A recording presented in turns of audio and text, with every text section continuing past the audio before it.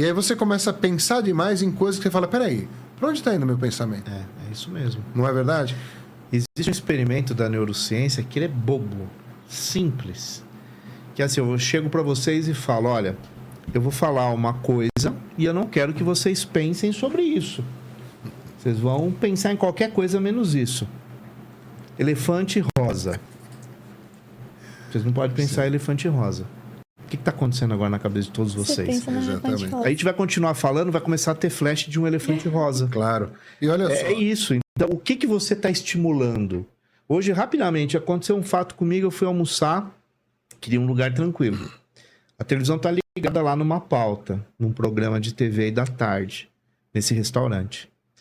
Aí tinha uma pessoa reclamando de um atendimento no hospital público. Só que ela estava narrando o problema que o familiar dela tinha. Só que era algo pesado. E aí aquilo começou a introjetar e parece que eu comecei a ver as feridas da pessoa, sabe? É muito... induz isso, né? Já que é o que você está falando das distrações. Já que você falou sobre a neurociência, nós temos um tipo de neurônio, aqui nas laterais do nosso cérebro, vamos falar assim do jeito mais fácil, chamado neurônios espelho. Eles foram descobertos de uma forma muito interessante, fizeram um experimento com um animal, que davam lá uma comidinha, um amendoim, não lembro, uma castanha, alguma coisa assim. E aí, quando o animal comia aquilo, fazia um barulhinho. E aí, um dia, fez o barulhinho com ele vendo alguém comendo, ao invés dele comendo. Então, descobriram que tinha uma rede neuronal específica da imitação, de você ver o que está acontecendo fora. E você quer imitar. É graças a esses neurônios espelho que nós evoluímos em conjunto, aprendendo uns com os outros. Por exemplo, aqui estamos os três sentados. Se eu começar a falar e me levantar, você vai se sentir incomodado. Porque eu não estou fazendo aquilo que era esperado, adequado. Se eu estou num lugar onde todo mundo fala baixinho e eu estiver falando nesse tom, alguém vai se incomodar, a maioria das pessoas, porque não é adequado. Então, a adequação ela acaba acontecendo por conta dos neurônios espelho. Quando você pega alguma coisa que está sendo mostrado no TikTok, no Instagram, no YouTube, no Facebook, em qualquer lugar, você vê aquilo, automaticamente você tem uma identificação com aquele conteúdo, e se você não tem identificação, aquilo te atinge, você fala, credo, Deus me livre, que horrível. Qual a primeira coisa que você vai fazer? Fulano, deixa eu te falar, vi um negócio horrível, você vai querer falar sobre aquilo.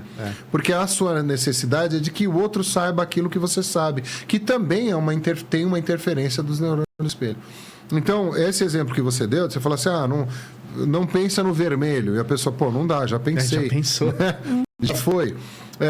Eu posso muito bem ser um grande apresentador, com uma voz muito potente, num horário nobre da televisão, e falar assim, olha que absurdo, fulano matou o outro.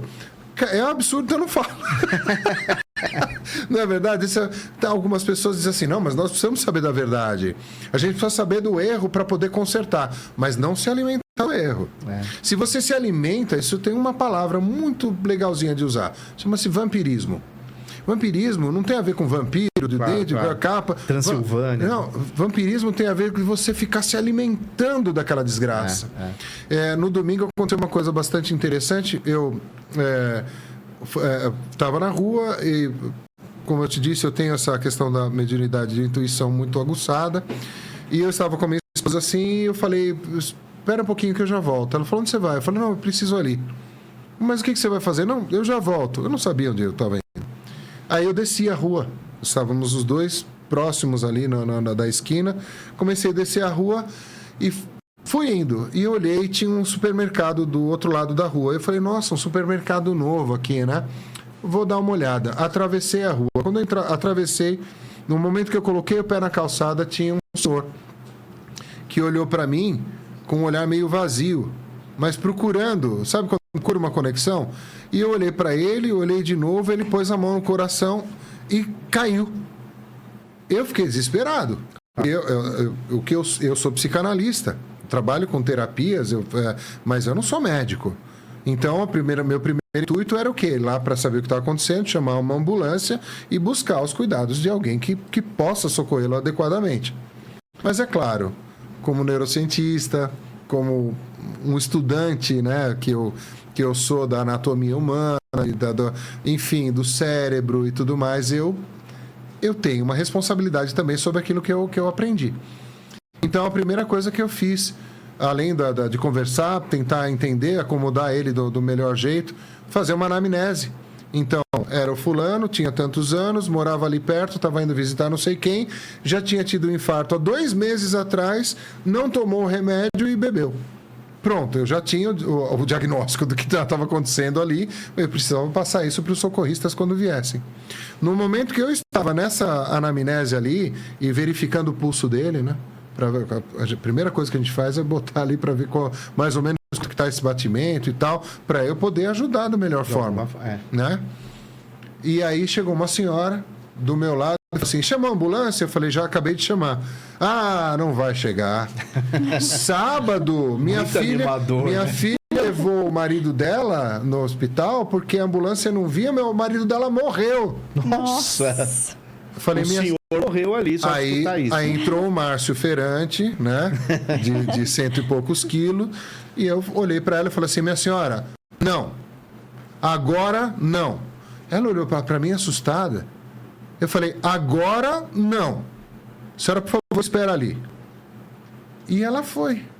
Eu achei que ela fosse gritar, esbravejar, me xingar. Ela foi. Chega uma outra pessoa desesperada. Meu Deus, ele está tendo infarto, ele vai morrer.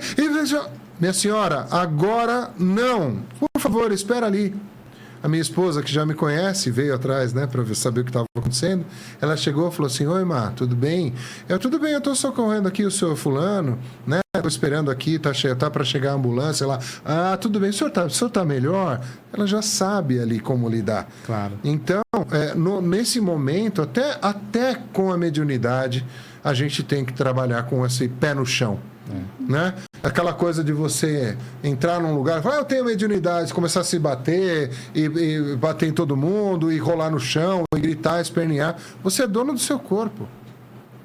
Você é dono do seu corpo. Ah, não, mas é que eu estou sofrendo a interferência de um demônio, de um espírito, de um obsessor. Não interessa, você que manda em você. Se você não tem nenhum transtorno, né, que seja qualquer tipo de transtorno comportamental, isso que você está fazendo é injustificado.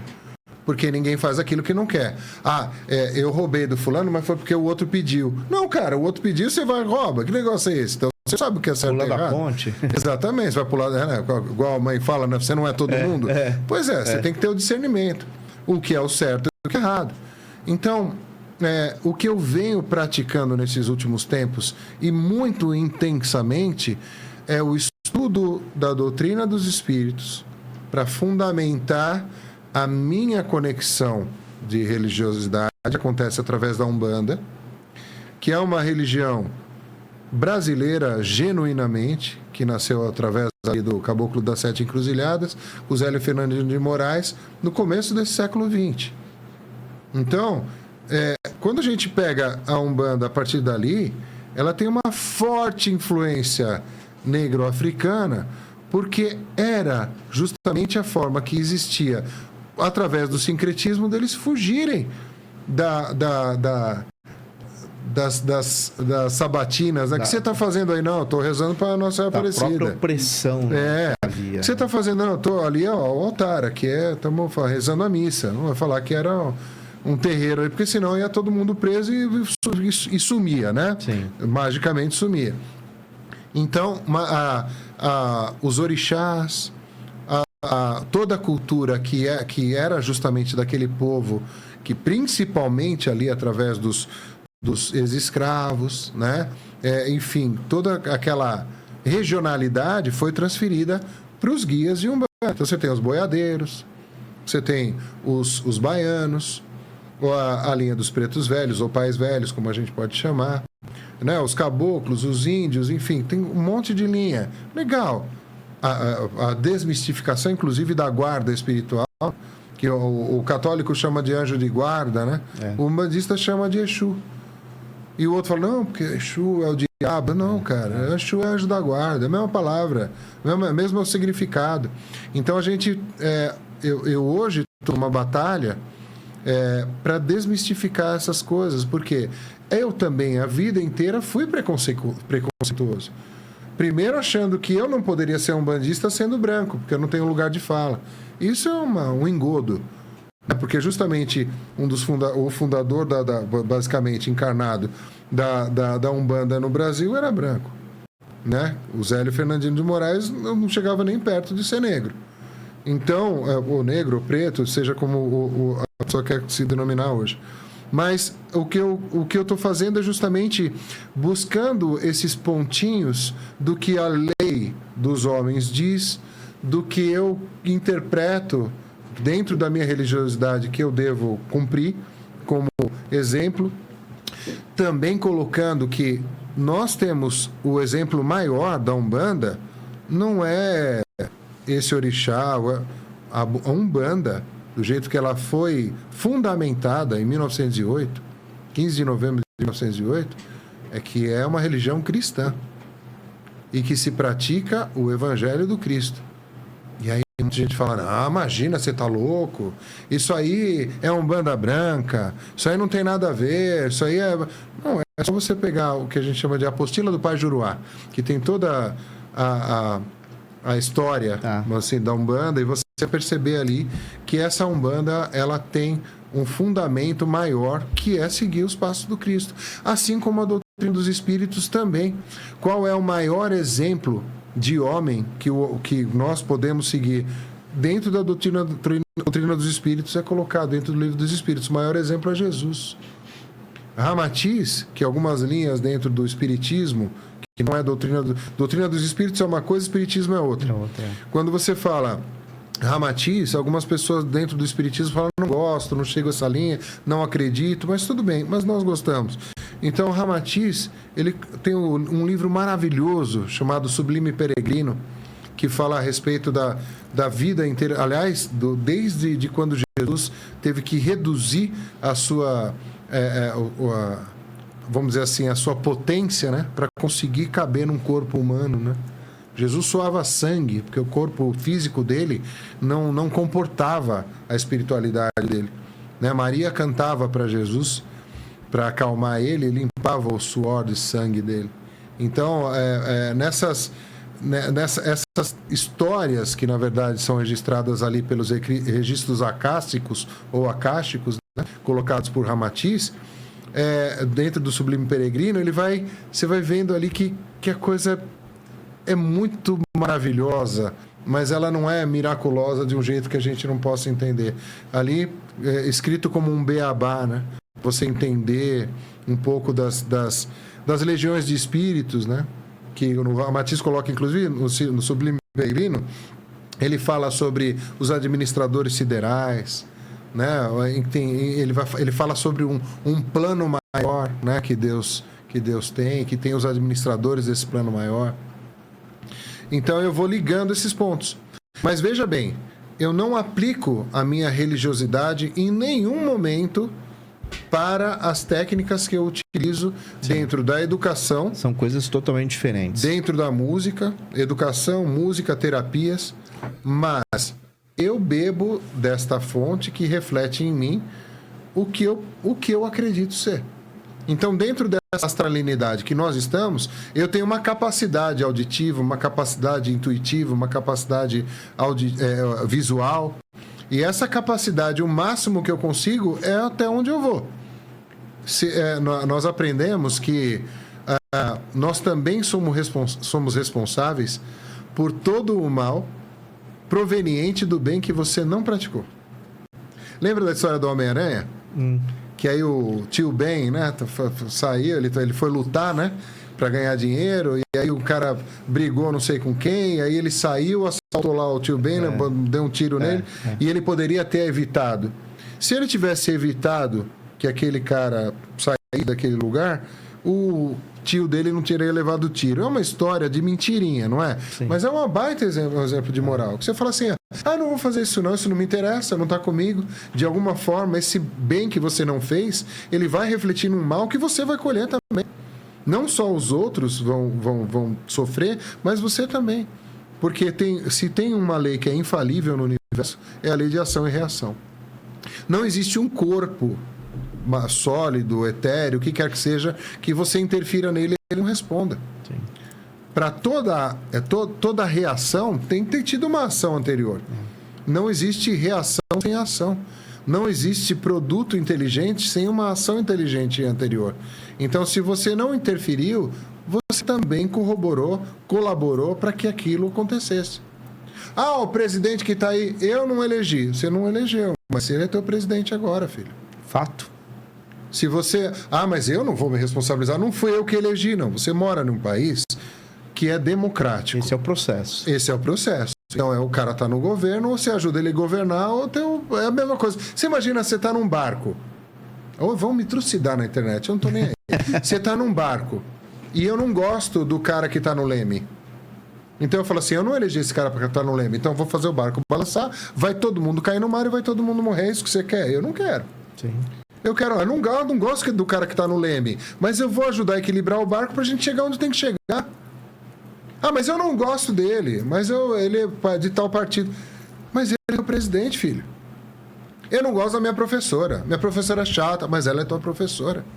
Eu não gosto do sargento que comanda o meu batalhão, mas ele é teu sargento, bicho. É. Você quer fazer o quê? Isso é insubordinação. Se você não conhece hierarquia, subordinação, obediência, você não consegue respeitar tua mãe e teu pai. Se sua mãe diz assim, você já arrumou a tua cama? Você fala, não vou arrumar nada, eu não sou obrigado. Porque não fui eu que escolhi essa cama. Não fui eu que escolhi esse cobertor. Porque é um negócio, alguém tem que arrumar para mim, porque eu não vou... Cara, então você não vai conseguir conviver num país democrático. Aí você faz assim. Você vai para onde você acha melhor. Se você não gosta da Umbanda, não, Exu é o demônio, porque não existe orixá. Ok, então você é evangélico, você é Hare Krishna, você é budista, você é qualquer outra coisa.